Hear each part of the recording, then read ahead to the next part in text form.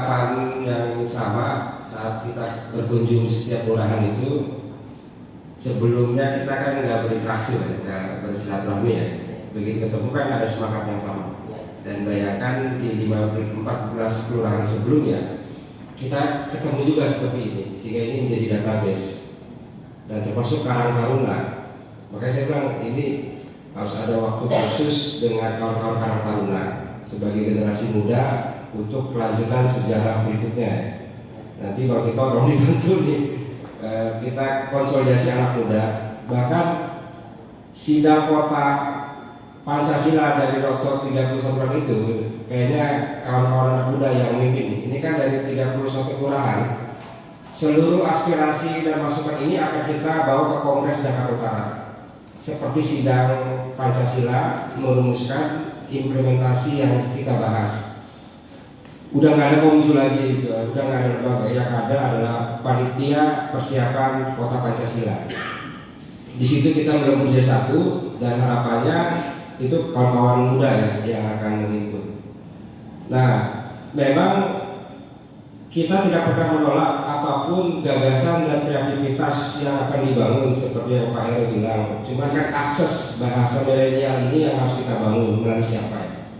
Kalau di kantor RW itu hanya sekedar merangsang dan membangun memori saat kita melihat tampilan banyak di publik dari mulai anak-anak sampai orang tua itu tidak hafal gitu.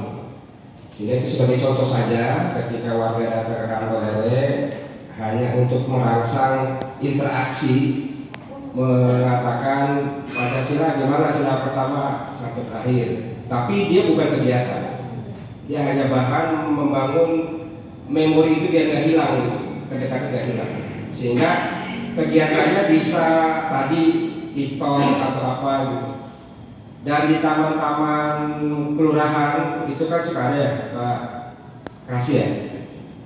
Itu kita memang ingin buat panggung taman budaya Pancasila, pentas kreativitas seperti di beberapa kelurahan itu ada tempat-tempat stage yang bisa dijadikan untuk kreativitas lukis, kreativitas puisi, teater, bahkan musik. Hanya itu kan perlu kita bangun akses itu kan.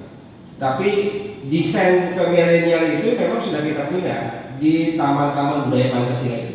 Karena hampir sama RPK dengan taman itu sudah masih taman-taman itu banyak. Nah itu aja kita fungsikan sebagai sarana edukasi dan kreativitas kawan-kawan generasi milenial.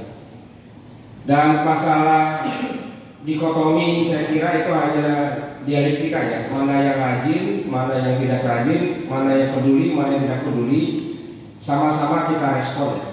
Yang baik kita jaga, yang nggak baik kita coba ikut di dalam melakukan perbaikan-perbaikan. Nah polanya memang belum ada. Harapannya dengan kita konsolidasi minimal di Kelurahan Sepakura itu kan kita sudah bertemu dan berjumpa, sehingga ini kan bisa kita teruskan dalam bulan 2 bulan berikutnya. Di setiap kelurahan itu kan melakukan kegiatan remaja, pemuda atau milenial. Nah, landasan kuatnya itu kita akan berhimpun untuk membuktikan persatuan dan persaudaraan kita saat kita melakukan satu resolusi kegiatan perubahan yang mengarah lebih baik. Nah, terkait dengan di Rorotan Saudara Kampung Pancasila, kita bikin kampung-kampung Pancasila yang memang sering kita temukan, tapi kan itu terpisah-pisah. Bukan hanya di Rorotan, banyak juga memang di luar-luar ada kampung-kampung Pancasila. Cuman kan menjadi aneh di negara Pancasila ada kampung Pancasila kok jadi eksklusif. Nah ini kita akan buka. Jadi semua terbukalah dinding egoisme, eksklusivitas dan jarak karena kita bersilaturahmi. Jadi nanti selain di Rorotan, di Sukapura dan yang lainnya, ya kita buat kampung-kampung Pancasila. Nah gedung Pancasila itulah sebagai kekuatan kokoh menyelenggarakan untuk menghalau badai-badai yang mengganggu nilai-nilai Pancasila. Di situ ada student center, ada kreativitas karya seni dan segala macam. Nah itu nanti Bu Dewan yang akan menindaklanjuti. Mudah-mudahan Jakarta Utara menjadi kelompok dan contoh real hidupnya Pancasila di Indonesia, sehingga Kota Jakarta Utara revolusi terjadi, dia menjadi kota yang beradab, tidak lagi kota yang sebelumnya dipersepsikan negatif. Itu saja, terima kasih. Wassalamualaikum warahmatullahi wabarakatuh.